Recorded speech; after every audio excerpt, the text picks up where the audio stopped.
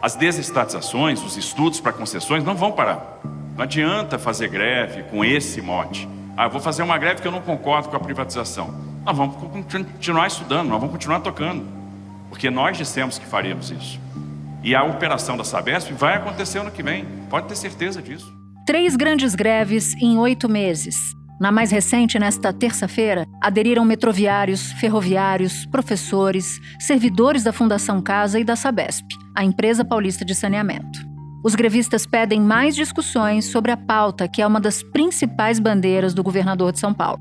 Nós apresentamos 3 alternativas para que não acontecesse a greve hoje. Uma delas foi a realização de um plebiscito oficial sobre a privatização dos serviços públicos. A segunda foi parar a tramitação do projeto de lei da Sabesp para que pudesse ter o debate público com toda a população. E a última foi a liberação das catracas para que a população pudesse circular. O governo não aceitou nenhuma dessas 3 alternativas. A mobilização aconteceu às vésperas da votação do projeto de lei que autoriza a privatização da Sabesp. Está andando a passos acelerados da Assembleia Legislativa. Os deputados definiram que na próxima segunda-feira, fim da tarde, começo da noite, retomam as discussões para futuramente votar o projeto. A expectativa é de aprovação. Agenda essa considerada crucial para definir o destino político de Tarcísio de Freitas. Se ele será um político de dimensão estadual ou se terá asas suficientes para alçar voos nacionais à presidência da República.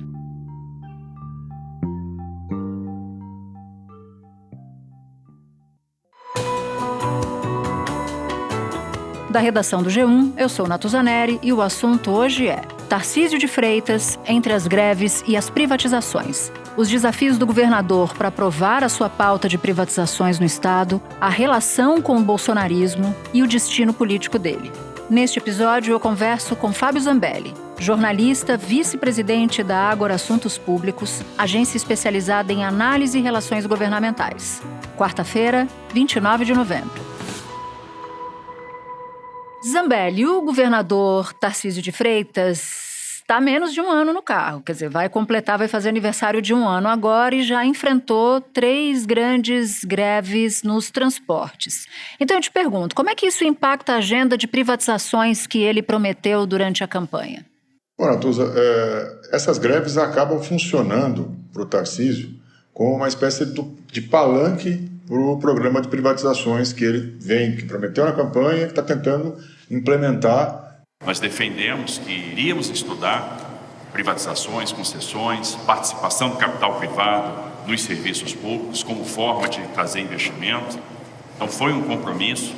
Porque é uma greve que tem como objetivo trazer essa bandeira anti-privatizações para o grande público, e que, portanto, chama o governador para o jogo. Ele está jogando hoje na seara política, ou seja, na Assembleia Legislativa, fazendo os movimentos estruturantes para colocar de pé a privatização de Sabesp, concessões de linhas de metrô e outros projetos nessa linha liberal que ele defendeu na campanha, mas ele ganha com esse advento da greve, que afeta a vida do cidadão, uma oportunidade para defender para esse eleitorado que o colocou no Palácio dos Bandeirantes com essa plataforma, uma aceleração até desse processo de privatizações. Então, na verdade, é um jogo em que o sindicato ganha politicamente ao fazer a sua defesa de uma bandeira estatizante contra privatizações e o governador também sai ganhando porque ele tem a oportunidade de trazer esse tema para a mídia, para os formadores de opinião e para o eleitor que o elegeu com essa bandeira. Mas ele ganha, por exemplo, eleitores que não o elegeram? Ele amplia a conquista de territórios que ele não havia conquistado ainda? Porque essa é a minha grande dúvida, né? Reforçar um eleitorado que você já tem, claro que é positivo porque você não perde esse eleitorado, você o consolida. Mas isso pode dar para ele vantagem em relação ao que ele tinha? Fazer com que ele cresça, por exemplo, em termos de popularidade ou de execução do seu projeto? Natuza, acho que depende do objetivo político do governador Tarcísio. Me parece que o governador Tarcísio está muito convencido de que a única diferença que ele pode fazer enquanto governante do principal estado da República, depois de 30 anos de PSDB, é fazer coisas que os governos tucanos não fizeram, pelo menos no mesmo nível de profundidade, como privatizar. Os serviços de transporte e de saneamento fazem parte de uma lista com 18 projetos na mira do governo, totalizando 190 bilhões de reais em investimento. Tem para privatização e concessões o túnel Santos-Guarujá, PPP da educação. Seria uma PPP para se fazer reformas mais rápidas e manutenção nas escolas estaduais. PPP, como eu falei, do Palácio Campos Elíseos. Ginásio do Ibirapuera. Serviço de loterias controlado pelo Estado. Vai ser criada uma loteria e vai ser administrada por essa concessão. Estrada de ferro de Campos do Jordão. Linhas de metrô e da CPTM, lembrando que já tem linhas já concedidas, tanto em um quanto em outro modal. Novos lotes de rodovias. Rodovias já têm concessões desde o governo de Mário Covas, aqui, de meados dos anos 90. EMAI e Sabesp, que é chamada por especialistas como a joia da coroa, porque a Sabesp é a maior empresa de saneamento do país. Então, me parece que ele está muito convencido de que ele tem uma pauta prioritária. O caso da Sabesp, por exemplo, privatizar a Sabesp, né? Vir aí um governador do Rio de Janeiro para São Paulo, né? Que ele não é um paulista, não tem nem muita familiaridade com o Estado. Ele vem para cá como governador e privatiza, talvez, a principal empresa do Estado de São Paulo. Me parece que é quase que um troféu para ele político, inclusive pensando nos próximos voos políticos que ele pretende empreender. Então, se você for entender, assim, ele não consegue expandir o seu eleitorado, ele não consegue ganhar mais eleitores com uma agenda que já estava pactuada na campanha.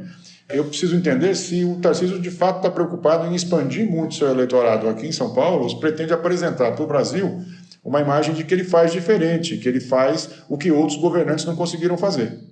A gente vai entrar nesse momento do futuro político do Tarcísio um pouco mais adiante, mas eu vejo aqui uma pedra no sapato de Tarcísio de Freitas que eu queria checar se você acha que essa é uma pedra fácil de ser transposta. Porque, veja bem, um levantamento do jornal O Globo informa que o governo Tarcísio, ele é o que menos aprova projetos desde 2011, né, na Assembleia. E também o recordista de vetos a projetos do Legislativo paulista. Diante disso e diante dessa ideia fixa que ele tem com a Sabesp, de privatizar a Sabesp, da agenda de privatização, como é que fica essa coreografia, né, em termos de dificuldade de passar aquilo que ele quer, a agenda que ele prometeu e como você nos explicou, para ele se diferenciar de governos tucanos no estado de São Paulo para, eventualmente, inclusive, pavimentar uma candidatura presidencial. Ele precisa ter capacidade de aprovação da sua agenda, né?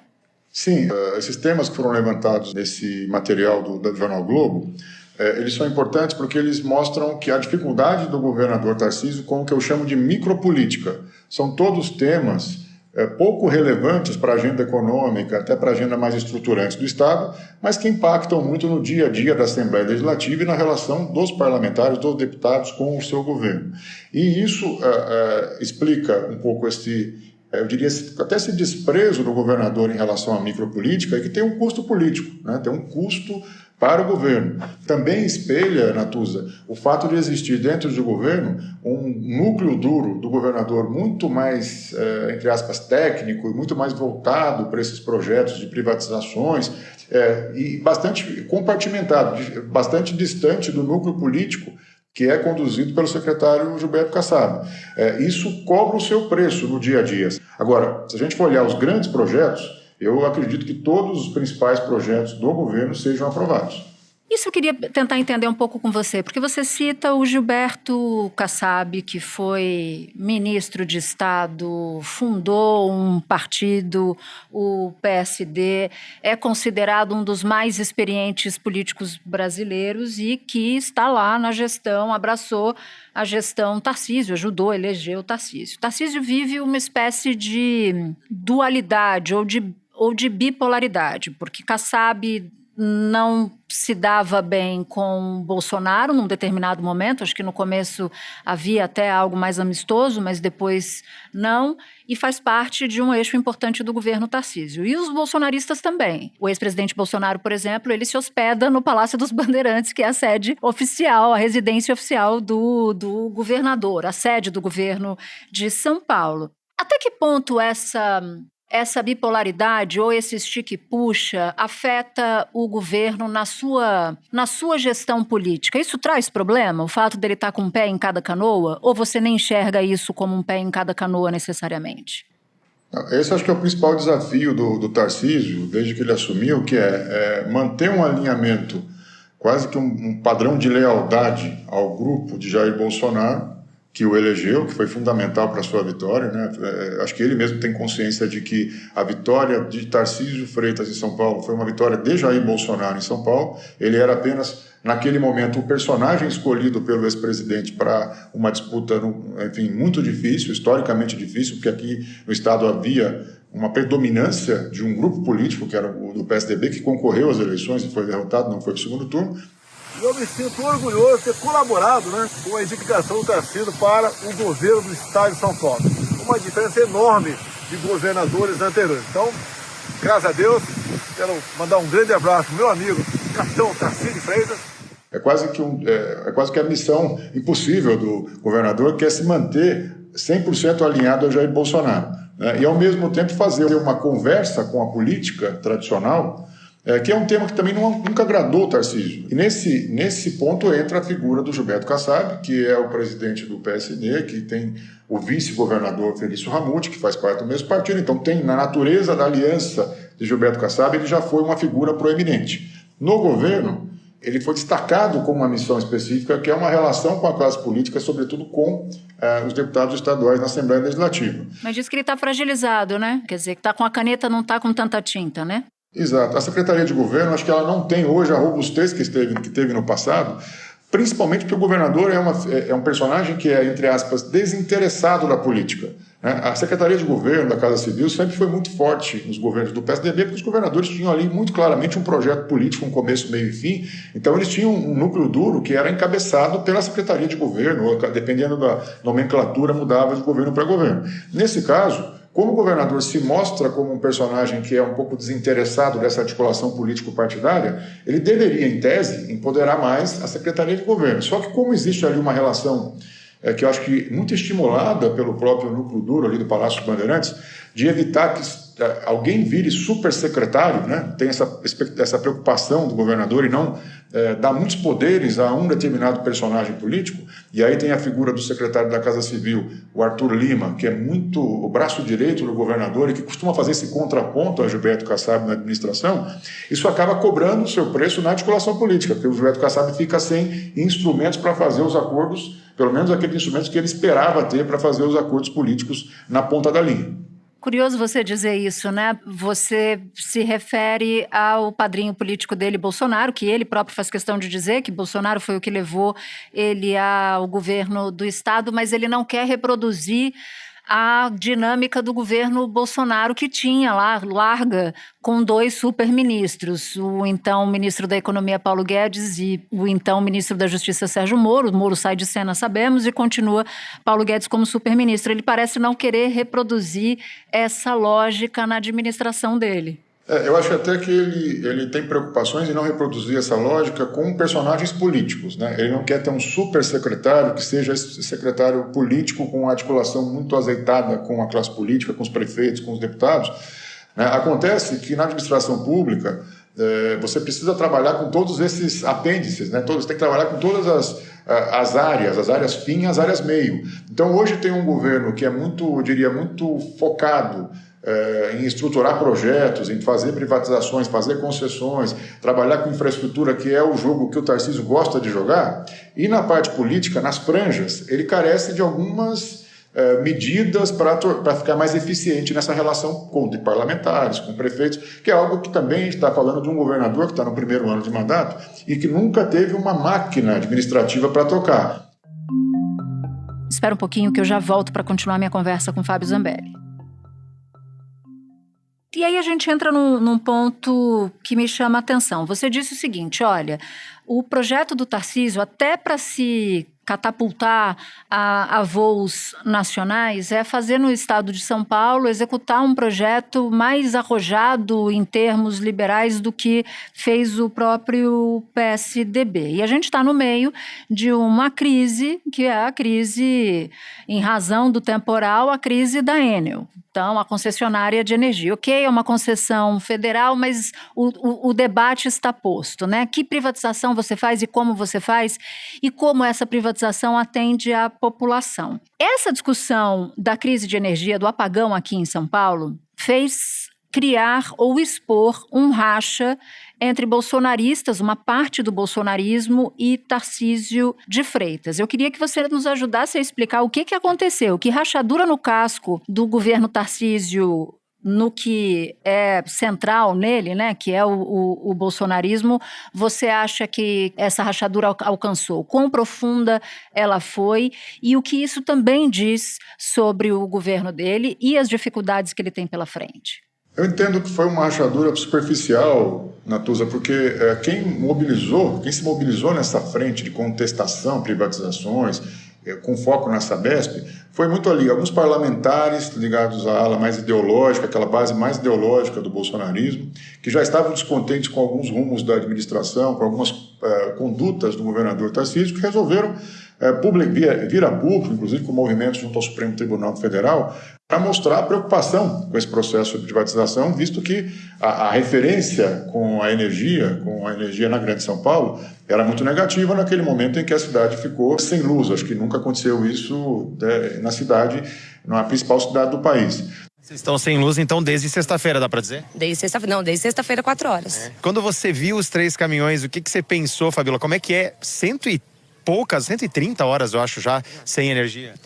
Mas a gente não tem muita fé, na verdade, né? A gente já viu, entrava, outra semana passada, na quinta-feira, tinham 4 caminhões aqui também. Então, assim, a gente tá só esperando acontecer alguma coisa. Vamos ver se agora resolvem.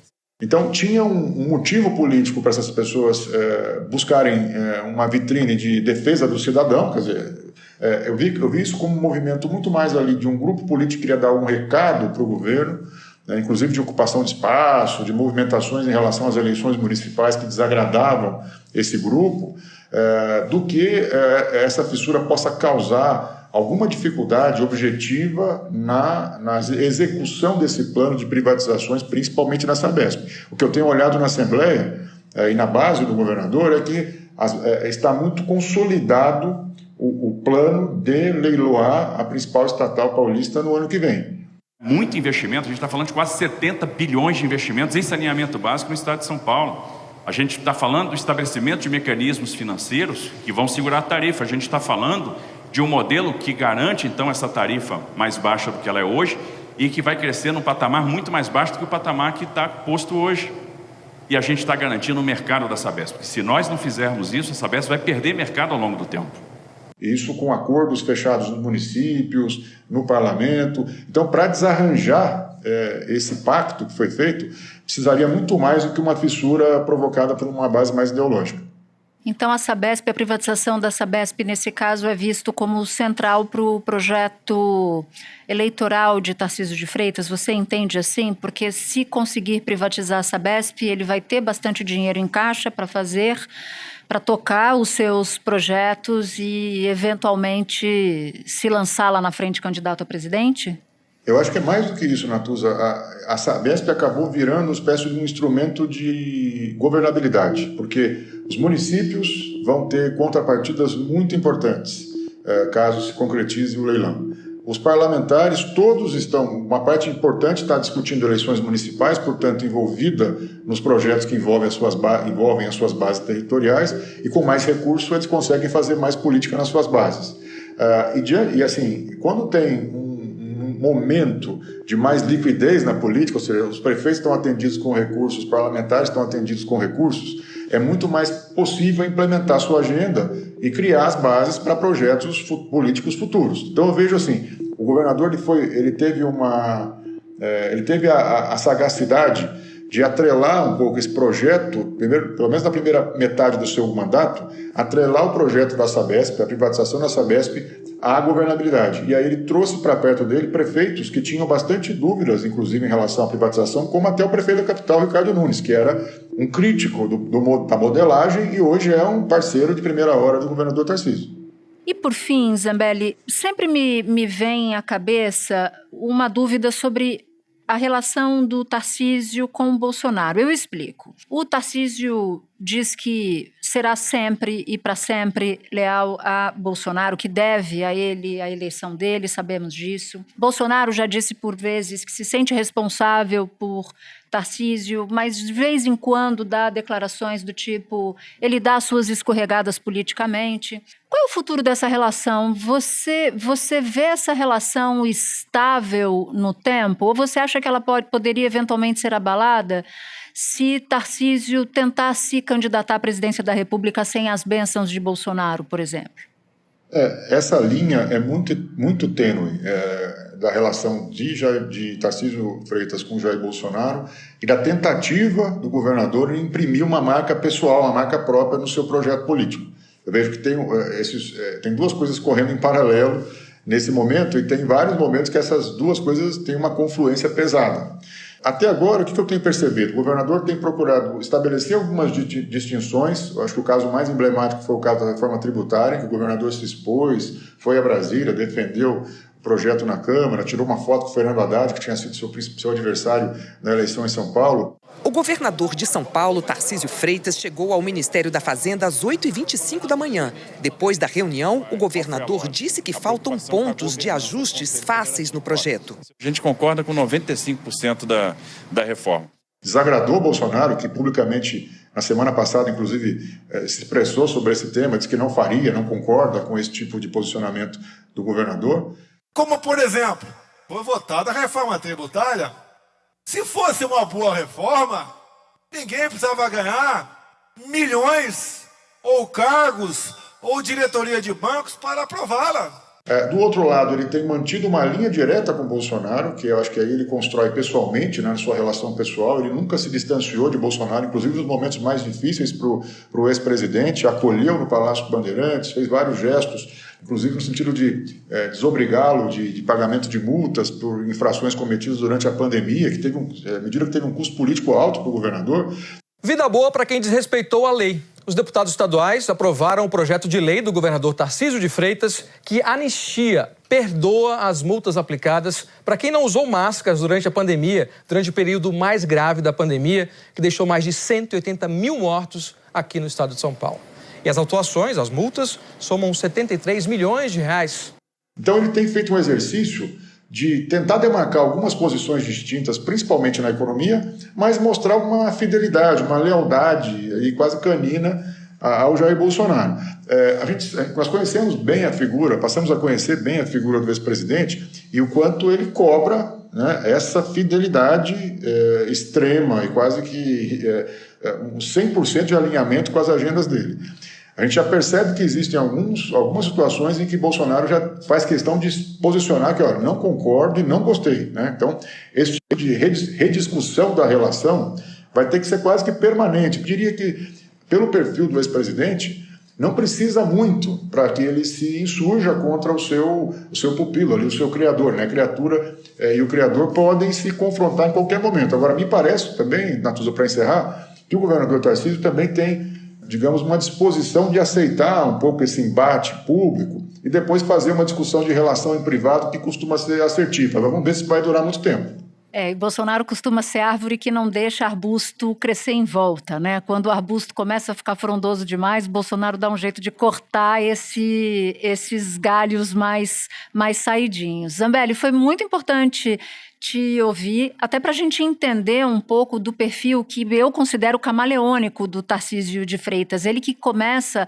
a aparecer na administração pública no governo do PT, no governo Dilma, passa a ser uma figura importante no governo Temer e fica mais importante ainda no governo Bolsonaro até se tornar governador. Vamos ver quão longe vai essa figura política. Obrigada por ter topado falar com a gente. Obrigado a você, foi um prazer. Este foi o Assunto, podcast diário disponível no G1, no Globoplay, no YouTube ou na sua plataforma de áudio preferida. Comigo na equipe do Assunto estão Mônica Mariotti, Amanda Polato, Lorena Lara, Luiz Felipe Silva, Gabriel de Campos, Thiago Kazuroski, Sara Rezende e Etos Kleiter. Eu sou Natuza Neri e fico por aqui. Até o próximo Assunto.